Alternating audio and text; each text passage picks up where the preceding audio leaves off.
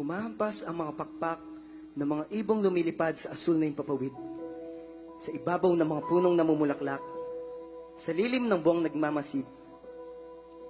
At aking nakita, sa gitna ng madilim na paligid, dalawang pusong nagtatanong, ano ang tunay na kahulugan ng pag-ibig?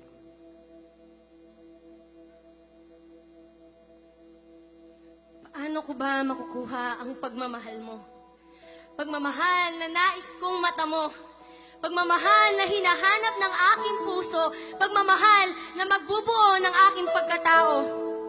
Ito ang sinabi sa akin ng mundo. Para tanggapin nila ako, dapat sabay ako sa uso. Mga damit ko dapat laging bago. Mga presyong umaabot ng libo-libo dahil ang suot mo, yan ang halaga mo.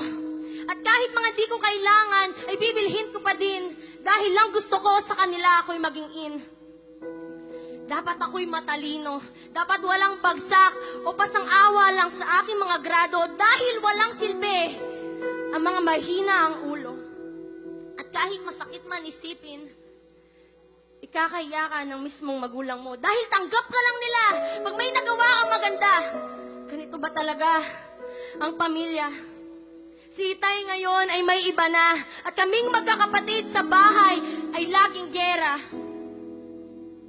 Dagdag pa ng mundo, ako'y dapat may bisyo. Alak, droga, sigarilyo, hit-hit doon, hit-hit dito, nawawala pansamantala ang mga problema ko. Ito daw ang mga bagay na pag ginawa ko, pasok ako sa kanilang grupo. Sabi nila, ito ang mga bagay na pag ginawa ko ay sasaya ako. Pero bakit hanggang ngayon? Ramdam ko ang butas sa puso ko. Oo nga pala, naalala ko, sabi din nila, dapat ako'y may nobyo dahil siya ang magmamahal sa'yo. Pero tanong ko lang, mahal, bakit iniwan mo ko?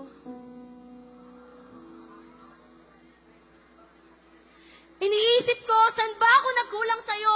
Lahat naman ay ibinigay ko. Buong buo na nalimutan ko magtira para sa sarili ko. Kaya ngayon, ako'y gulong-gulo. Ano nga ba talaga ang pag-ibig na totoo? Emosyonal kang nagtanong.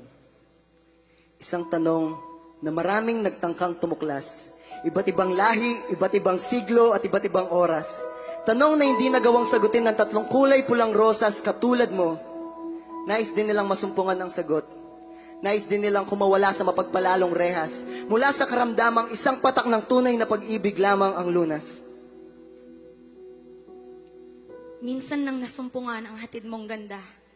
Subalit, kahulugan mo'y tila naglaho na. Sabihan mong muli na di ako nag-iisa. Na di dapat mangamba. Na ang laban ay tapos na. Subalit, ang bawat hakbang ko'y puno ng pagdududa. Ang puso ko'y nangangamba. Nasaan ka? Muli kang magpakilala. Pinilit ko mawala sa mga payo mo kung kaya napahamak sa mga kilos ko. Nagpahatak ako sa gusto ng mundo, humintong makinig dyan sa tinig mo. Hinayaang manakawan, mainganyong muli, ng matamis na handog ng pananalapi. Ang pakipag-usap sa iyo'y kinatamaran. Ang paglilingkod ay kinasawaan. Napagod akong magsilbi sa iyo dahil nalimutan ang dahilan kung bakit gagawin ko to. Ngunit di makayang tuluyang mapalayo. Maaari ko bang aminin na hindi ko kakayanin, na hindi ka nakasama sa aking lakbayin? Ayoko na makinig sa kasinungalingan na hindi kita kailangan dito sa aking buhay. Ngayon ako'y kulang at nais mabuo, hindi ng ibang bagay kundi ng iyong puso. Sagipin mo ako mula sa mga takot ko. Alam kong ikaw lang ang maghihinahon ng damdamin ko. Tinangkang humanap ng papalit sa iyo. Subalit naiwang bigo sa paghalili ng pwesto mo. Muli mong ipaintindi ang kasapatan mo nang di na maghanap ng iluluklok dito sa puso ko.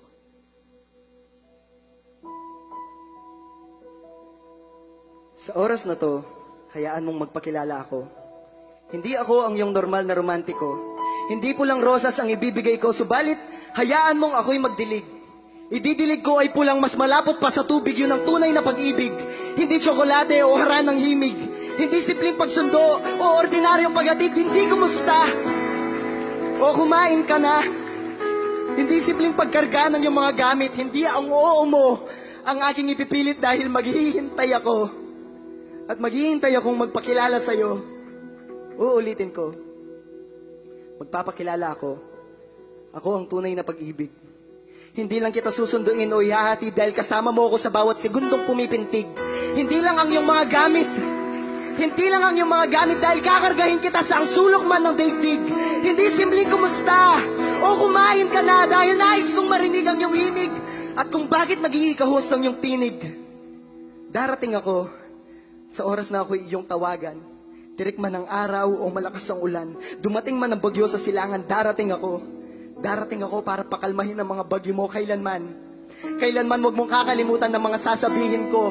Kahit ang mga problema mo'y kasing lagi ng isang barko, tandaan mo, ako ang gumawa ng karagatang nilalangoy nito.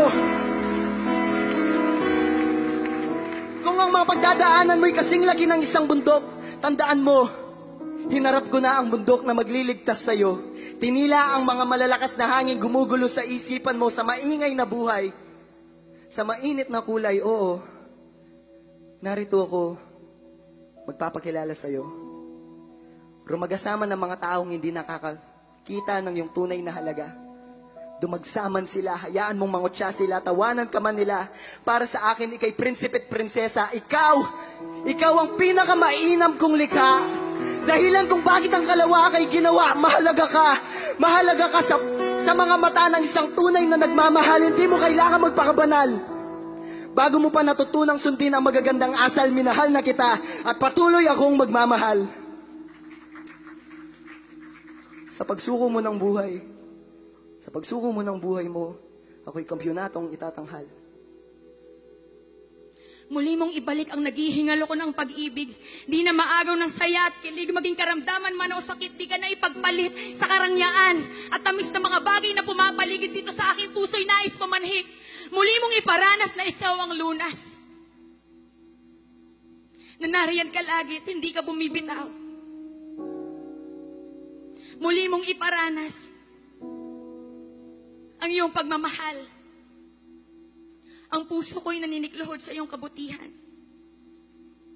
Sinubukan mang gumalaw sa sarili kong kalakasan, dunong ang pinairal sa nais kong makamtan. Huminto, lumayo, nagkulang ang tulad ko. Heto ka't di nagbago sa panunuyo mo. Walang kailangang patunayan upang mahalin mo.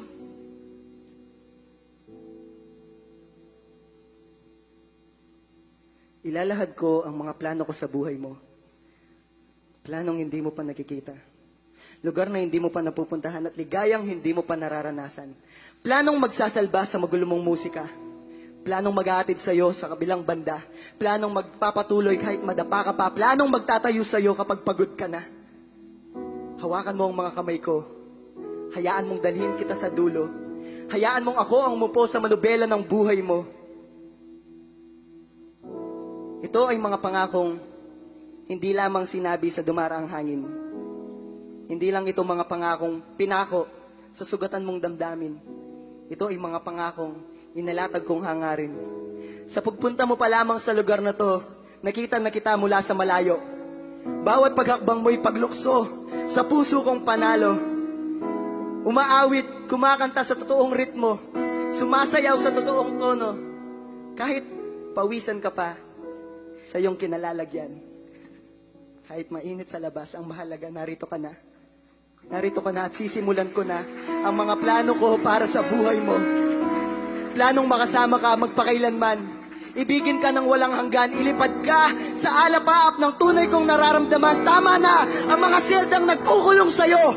Tama na ang mga rehas na nagpapalungkot sa puso mo. Handa akong pagalingin ang damdamin mong pagod na sa maingay na mundo. Para sa'yo. Para sa'yo. Narito ako. O tapos nang humampas ang mga pakpak ng mga ibong lumilipad sa asul na himpapawid. Nagtakip siling sa ibabaw ng mga puno. sa lilim ng buwang nagmamasid at napagmasdan nila na naroon ako kasama mo sa madilim mong paligid. At sa paligid na yon, aking narinig kahulugan ng tunay na pag-ibig. Pag-ibig na hinahanap ko sa iba. Pag-ibig na hinahabol-habol ka. Pag-ibig na ako'y tanggap. Pag-ibig na ikaw ang lahat-lahat.